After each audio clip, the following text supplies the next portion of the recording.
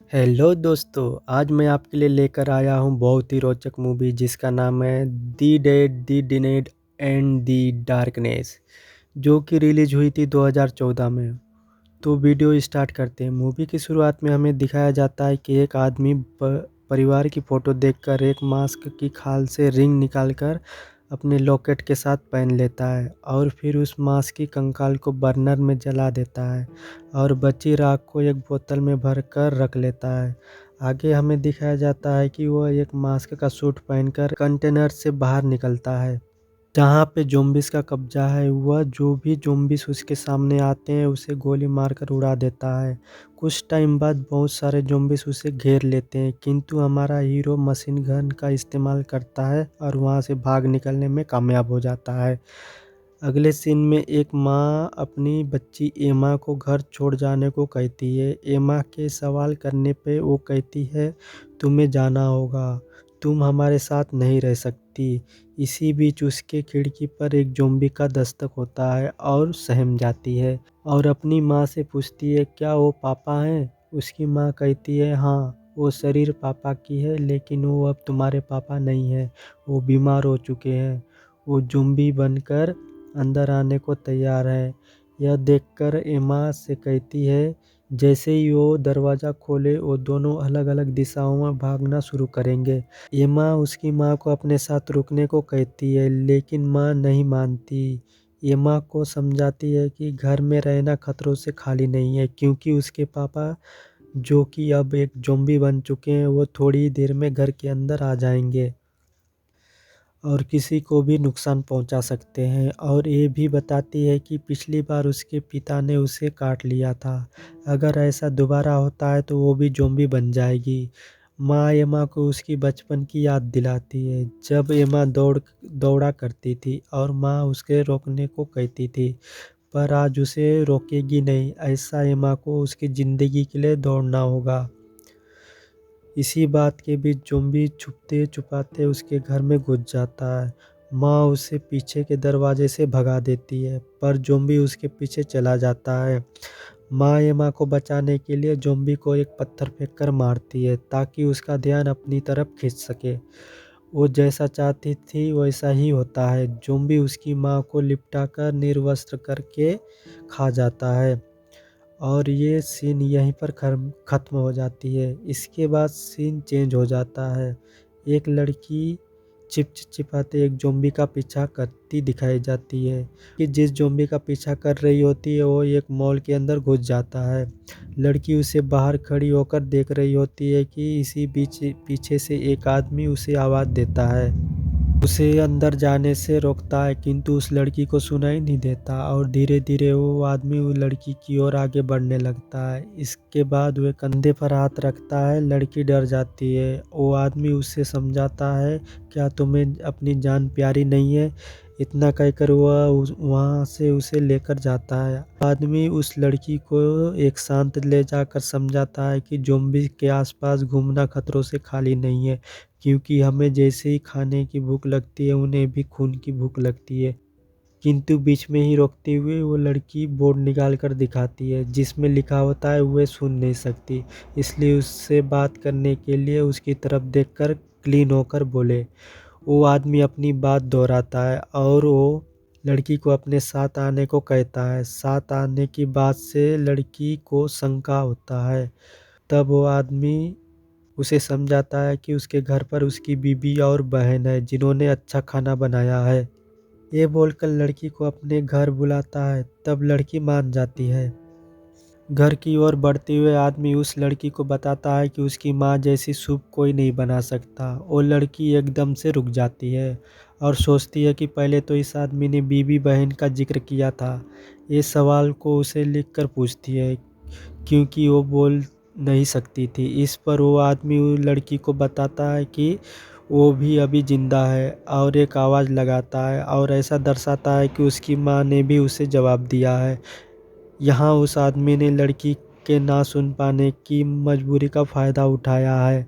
वो आदमी उस लड़की के साथ बदसलूकी कर उसे घसीटता हुआ अपने घर ले जाता है और उसे बिस्तर पे लिटाकर उसके साथ ज़ोर-ज़बरन करना शुरू कर देता है। लेकिन वो चालाक लड़की उससे लिखकर ये पूछती है कि ठीक है, मैं तुम्हें वो सब दूँगी जो तुम चाहते हो, लेकिन मेरे कपड़े मत फाड़ो क्योंकि मेरे पास पहनने के लिए इसके अलावा कुछ नहीं है। मुझे अपने जूते उतारने दो। वो आदमी मान जाता है और उसके शरीर को देखने लगता है। इसी बीच लड़की अपने जूतों से चाकू निकालकर उस पर वार करने वाली होती है कि उस आदमी की निगाह उस पर पड़ जाती है। वो आदमी बंदूक निकालकर लड़की को डराना शुरू कर देता है और उसे लड़की को बेसमेंट में लेकर रस्सी बांध देता है। कपड़े उतारना शुरू कर देता है कि पीछे से एक ज़ॉम्बी आकर उस पर हमला कर देता है और वो लड़की वहाँ से भाग जाती है। अगले सीन में लेफ्टिनेंट कर्नल सॉयर को दिखाया जाता है। ये वही इंसान है जो कि फ़िल्म के शुरुआत में दिखाया गया था। यहाँ कर्नल सॉयर एक शहर की ओर जाना चाहते हैं। उसके लिए उसे एक पुलिस चेक को पार करना है, लेकिन पुलिस उन्हें जाने के लिए रोक देती है।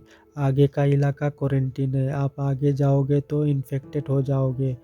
पुलिस वाले और कर्नल सॉयर में बातचीत हो रही होती है कि एक ज़ॉम्बी वहाँ आ जाता है, जिसे 2 गोली मारकर पुलिस वाले मौत के घाट उतार देता है। सोयल के लाख बोलने पर भी पुलिस वाले नहीं मानते, आखिरकार हार कर वहाँ से जाना ही पड़ता है। फिल्म के आगे उसी लड़की एक ज़ॉम्बी के हाथ से बंदूक खींचते हुए दिखाया जाता है, लेकिन उसी वक्त एक ज़ॉम्बी आकर उस पे वार कर देता है और किसी तरह वो लड़की फिर से वहाँ से जान बचाकर भाग जाती है। आगे कर्नल को बाहर जाने के रास्ते पर जाते हुए दिखाते हैं, जहाँ उन्हें एक दूसरे पुलिसकर्मी से मिलते हैं। कर्नल उस पुलिस को 2 खाने की स्टिक देते हैं, उसके बदले वहाँ से आगे बढ़ जाता है।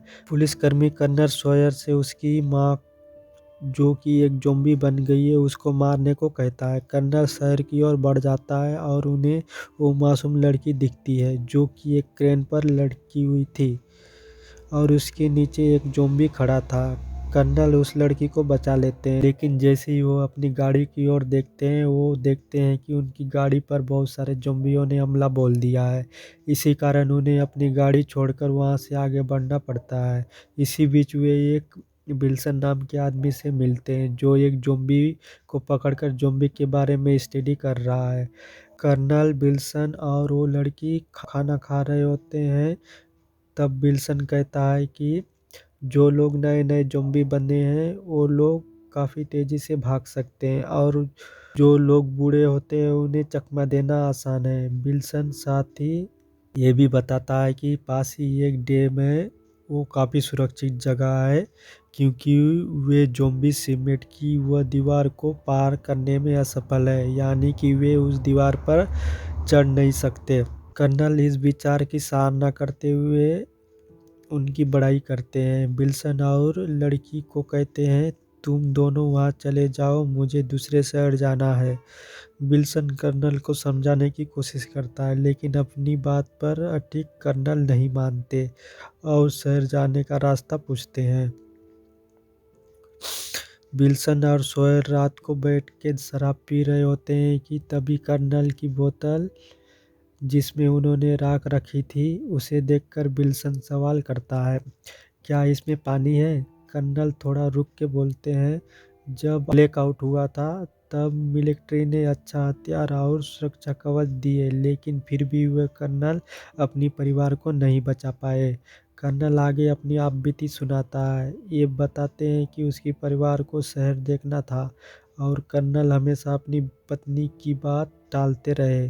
कर्नल अपने घर वापस गए तो उन्हें उनके घर में केवल खून मिला और उनके बच्चे और पत्नी के आधी बची शरीर, जिसे बुरी तरह से ज़ॉम्बीज़ ने खा रखी थी, वो उन्हें मिला था। इसलिए राख को शहर के पास दफनाना चाहता हूँ। विल्सन भी अपने जीवन के बारे में बताते हुए कहता है, वो एक इंश्योरेंस कंपनी में पॉलिसी बेचता था। दोनों बातें करते वापस लौटते हुए उन्हें का बोर्ड मिलता है, जिससे लिखा होता है कि मेरा साथ देने के लिए शुक्रिया, लेकिन मैं अकेले ही ठीक हूँ। फिल्म में आगे लड़की को मॉल के अंदर जाते दिखाया जाता है, जिसे वो सामने से चेन बांधकर बंद कर देती है। ऐसा लगता है कि वो किसी को ढूंढ रही है लेकिन सुन नहीं सकती, इसी वजह से उसे एक ज़ॉम्बी का आवाज़ सुनाई नहीं देती। ज़ॉम्बी एक महिला है जिसने अपने हाथ में एक बच्चा ले रखा है। लड़की अपने कपड़े बदल रही होती है और वो महिला ज़ॉम्बी उसे ढूंढ रही होती है। लड़की अपने साथ कुछ अन्य कपड़े लेकर ज़मीन पर कपड़ों का बिस्तर बनाकर लेट जाती है। महिला ज़ॉम्बी अभी भी उस बच्चे को लेकर उस लड़की को तलाश कर रही होती है। वो पुकार रही होती है किंतु वो लड़की कुछ भी सुन नहीं सकती। आखिरकार वो ज़ॉम्बी उस लड़की को खोज लेती है लेकिन वो लड़की उसे मारकर वहाँ से भागने में कामयाब हो जाती है।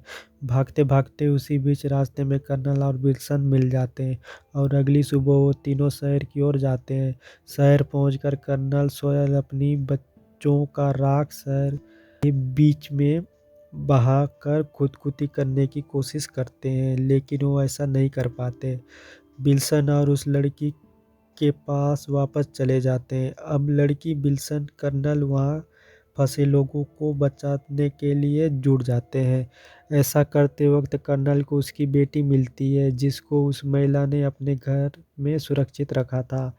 अपनी बेटी को जिंदा देखकर कर्नल बहुत खुश हो जाते हैं। इसके बाद दिखाया जाता है कि वो महिला कर्नल की बेटी को सुरक्षित रखा विल्सन को एक वीडियो दिखाती है जिसमें प्रेसिडेंट बताते हैं कि इस इन्फेक्शन से बचने के लिए विश्व की आबादी को मिटाना होगा, जिसमें अफ्रीका के लोग पहले ही बहुत सारे मर चुके हैं और गरीबी आई है।